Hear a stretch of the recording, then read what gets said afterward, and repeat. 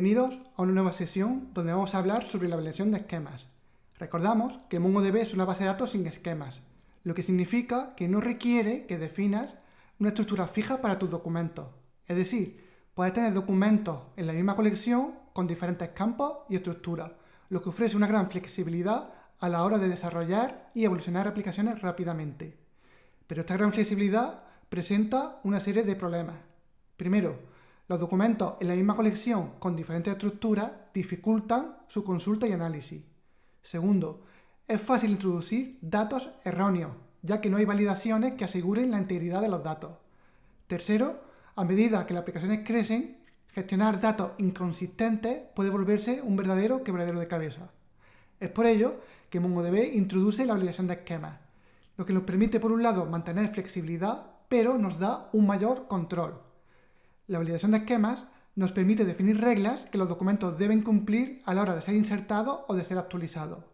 Esto nos permite, primero, garantizar que los datos cumplen con ciertos requisitos. Segundo, los errores se detectan en el momento de inserción o actualización, y no tiempo después. Tercero, con datos más consistentes, el mantenimiento y la evolución de la base de datos es más sencilla. Y cuarto, un esquema sirve también como documentación para saber qué datos se esperan en la colección. Pero sin más preámbulos, vamos a pasar ya a ponernos manos a la obra. En esta ocasión vamos a trabajar con la base de datos de películas, donde, si recordamos, los documentos contienen información sobre el título de la película, su argumento, año, traducciones, etc. Además, vamos a crear un esquema sobre esta base de datos ya existente. Yo voy a utilizar la interfaz de usuario, pero obviamente todo esto se puede hacer mediante los comandos propios de Mongo. Así que vamos a definir, en primer lugar, el esquema de nuestros documentos. En primer lugar, hay que indicarle a Mongo que vamos a utilizar un JSON Schema.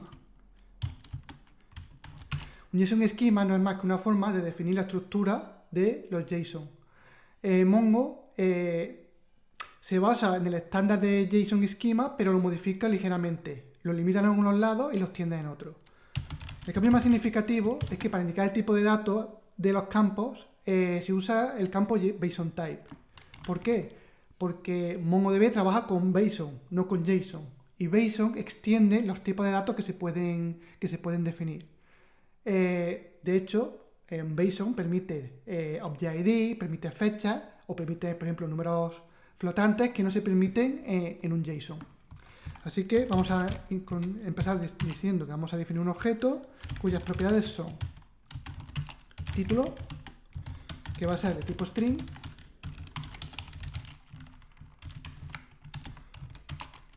el argumento, también de tipo string,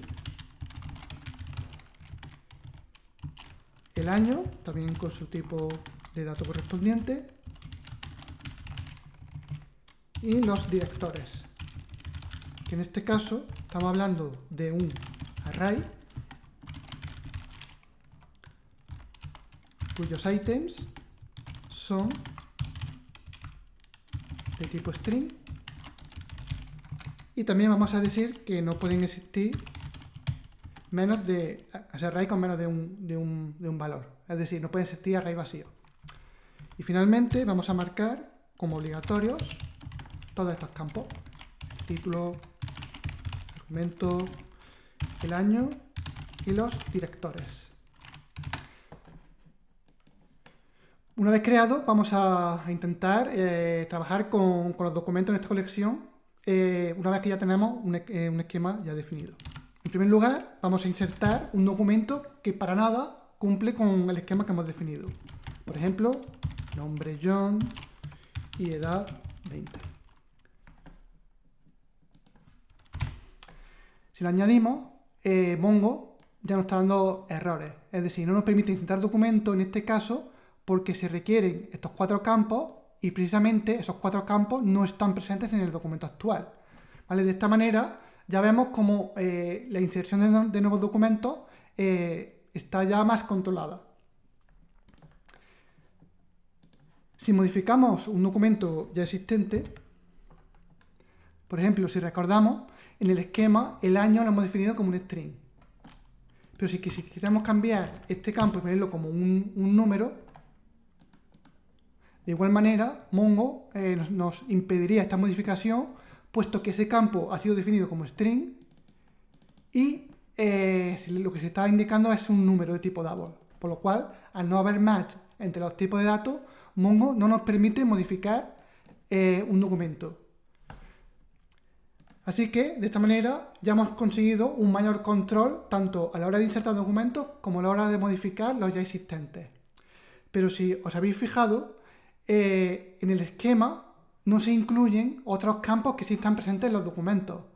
Este es el comportamiento por defecto de Mongo, ya que nos permite seguir siendo, en cierta manera, flexibles, ya que no es estricto en cuanto a que existan más campos en el documento. Pero esto puede ser fácilmente modificable. Si volvemos a la definición del esquema, para modificar este comportamiento por defecto, bastaría con indicar que no queremos que existan en el documento propiedades que no hayan sido definidas en el esquema. De esta manera, lo escribo bien, de esta manera seríamos aún más rígidos a la hora de definir los documentos en nuestra colección, limitándonos exclusivamente a lo que el esquema indica. En este caso no voy a aceptar estos cambios porque sí quiero seguir siendo flexible. Vale, aún así, ¿qué más cosas nos permite realizar Mongo? Porque hasta ahora solo hemos hablado de validación del esquema mediante tipos de datos, pero Mongo además nos permite una validación un poco más avanzada. Si volvemos a la definición del esquema, una de las cosas que podemos indicar a Mongo, en este caso voy a utilizar el operador AND para decirle que vamos a utilizar tanto un JSON schema para validar nuestros datos,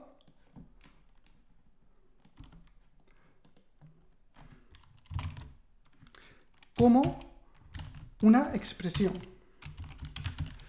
¿Y para qué sirven las expresiones? Pues las expresiones nos permiten realizar validaciones utilizando los distintos campos del propio documento.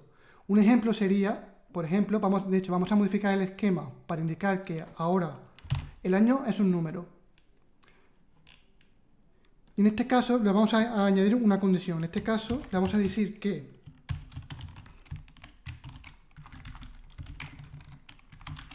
el campo del documento que es year tiene que ser menor o igual, perdón, lo vamos a hacer de otra manera, mejor. Vamos a incluir un nuevo campo que se va a llamar filming, por ejemplo, filming end date, fecha, bueno, date no, año en el que se finalizó el rodaje de la película, que este campo en el documento tiene que ser menor o igual que el año en el que se publicó una película, porque obviamente no tiene sentido que la fecha de finalización del rodaje sea posterior a la fecha de publicación, por lo cual esta regla nos permitiría impedir ese tipo de inconsistencia en nuestros documentos. Si guardamos ahora este documento, me falta por cerrar el array de land, ¿vale? Y ahora vamos a ver cómo realmente esta nueva regla funciona. En este caso voy a copiar un documento ya existente y lo vamos a intentar insertar. Quito el ID para que lo genere de forma automática y ahora le vamos a decir, como hemos cambiado el esquema, que esto en este caso es un entero. Y que además tenemos un nuevo campo que es filming end year, donde le vamos a decir que es 2020, o sea, es posterior. Además, el título, para que no se repita, lo tengo que cambiar. Vale, en este caso, como la fecha de finalización de rodaje es superior al año de publicación, debería no cumplir la regla que hemos definido, por lo cual debería impedirlo. Y efectivamente, en este caso, ya nos está indicando Mongo cómo la expresión no se cumple. Es decir, es falso que la fecha de finalización del rodaje sea inferior a la fecha del rodaje. Por lo tanto, si lo que hacemos es ponerlo 2000 anterior, ya en este caso sí que nos permite insertar el documento. Así que podemos ver cómo Por un lado se cumple el esquema que hemos definido y además cumple con las distintas expresiones que se pueden incluir. Y finalmente, hay que tener en cuenta el comportamiento de Mongo con respecto a cómo se comporta con los documentos ya existentes. Si nos fijamos, Mongo nos define un nivel de validación estricto por defecto. Este tipo de validación significa que los documentos nuevos que se inserten y los ya existentes que se modifiquen deben cumplir con el esquema que hemos definido. Pero también podemos bajarle el nivel y ponerlo como moderado. ¿Para qué? Para que solo los documentos nuevos que se inserten deben cumplir con las reglas y los que ya existen nunca van a ser validados con nuestro esquema. De esta manera nos permite incluir esquemas sobre base de datos ya existentes sin ser tan estrictos con los documentos que ya existen. Entonces esto nos permite incluir poquito a poco este mayor control sobre nuestros documentos. Además, también nos permite configurar cómo se van a comportar cuando se inserta o cuando se actualiza un documento que no es erróneo. El comportamiento por defecto es que se impide. Lanza un error y ni se impide o bien insertarlo o bien modificarlo. Pero también una vez más podemos ser un poco más laxos, indicando que simplemente que realmente se pueda modificar y editar, pero que nos indique un aviso de que ese documento no cumple con el esquema que hemos definido. Por tanto, ya no tenemos excusa para mejorar la calidad de los datos que almacenamos en nuestra base de datos de tipo Mongo. Así que lo dejamos por aquí en esta sesión y nos vemos en la próxima. Adiós.